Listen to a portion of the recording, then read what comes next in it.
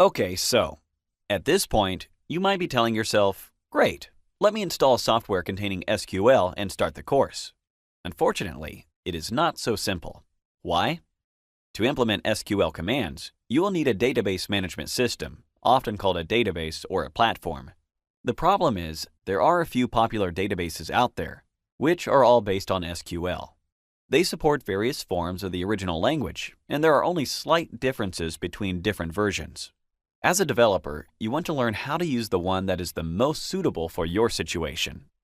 We will base our course entirely on MySQL, but you should know there are other platforms like Oracle, SQLite, Microsoft SQL Server, PostgreSQL, MariaDB, Microsoft Access, and so on. The minor differences between the versions of the SQL language mean that transferring from one database to the other, which usually happens if you are changing jobs, would not be an obstacle for you. If you are a user of another platform, you can still take this course and easily apply the tools we teach. So, why do we choose MySQL? Because it is reliable, mature, and open source. The latter means it is free. It is used by many institutions and companies, including Facebook, YouTube, Dropbox, Twitter, Pinterest, Booking.com, and LinkedIn.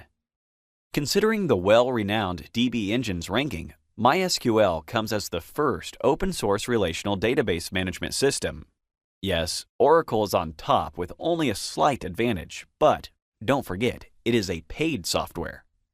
Therefore, aiming at providing you with the best experience possible, we chose MySQL. Now, let's dig into some database and SQL theory. This will provide the set of tools you'll need when we deal with various SQL tasks in the lessons to come. Thanks for watching.